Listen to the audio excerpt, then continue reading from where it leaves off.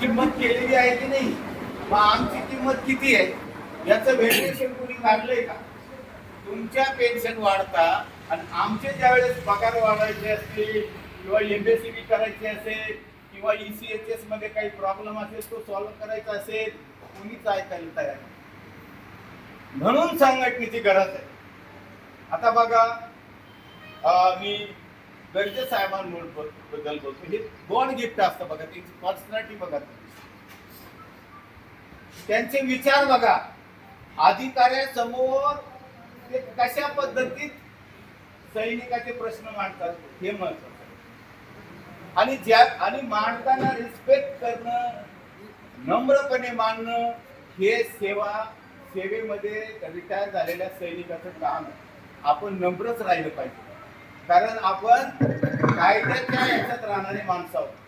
परंतु ज्याही वेळेस तुम्ही पाहिलं असेल की उग्र केव्हा होता, ज्यावेळेस त्यांचा पॉइंट राईट असतो आणि समोरचा अधिकारी, आता मला नाही वाटत पाथर्डी तालुक्यामध्ये त्यांना कोणी विरोध करत असेल किंवा कामाला काही अडचण आणत असेल, मला वाटत नाही.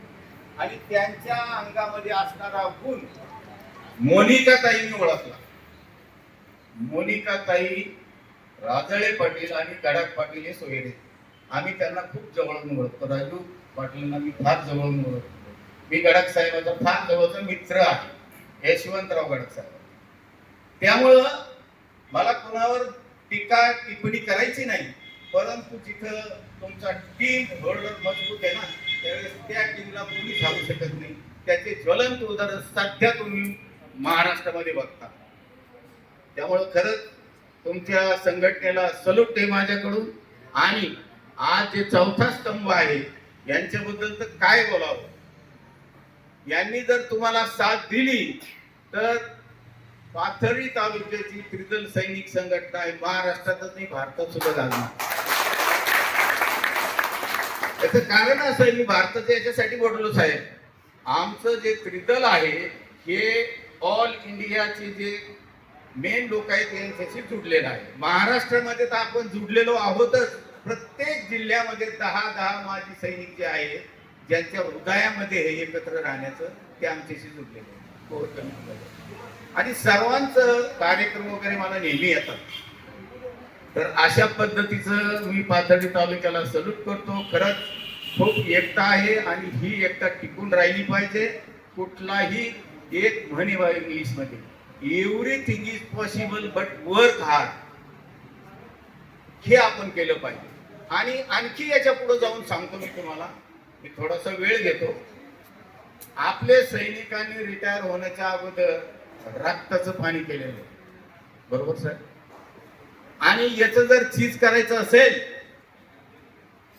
तर गीतेमध्ये एक वाक्य आहे बघा, कुपूत तो धन संचय क्यों और सपूत तो भी धन संचय क्यों. कारण माणूस कमवायला लागल्यापासून मरेपर्यंत धन संचयच करत राहतो. जमीन घे, जायदाद घे, पैसे घ्यायचे टाक, सगळं कर.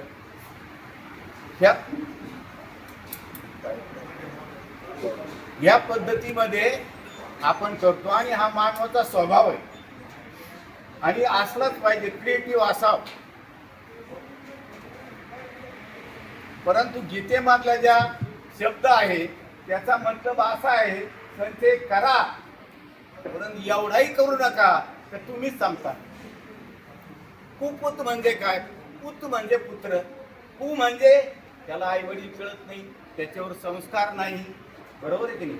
त्याला वयस्कर माणसं कळत नाही, त्याला माजी सैनिक कळत नाही, त्याला काही घेणं नाही, ड्रिंक करणे आणि असे कितीतरी तुम्ही करून पाहिले, त्याला म्हणायचं कुपुत्र. मग आपण पोटाला पेळ देऊन धनसंचय कसं करायचं? तो तर तुमच्या समोरच संपून टाकी. त्याच्या विरुद्ध सुपुत, तो बी धनसंचय. जर सुपुत्र आहे, संस्कारित आहे, तो चांगलंच काम करणार, धन संपत्ती त्याच्याकडे येणारच, हे सत्य आहे. तुम्ही प्रॅक्टिकल लाईफ मध्ये बघू शकता. त्यामुळे ते गीतेत लिहिलेलं आहे, कुपूत तो धन संचय क्यों और सपूत है तो भी धन संचय क्यों. म्हणून माझं माजी सैनिक बांधवांना, कारण बरेचसे कुटुंब मी पाहिले, एवढंही करू नका, स्वतःचं जीवन जगा.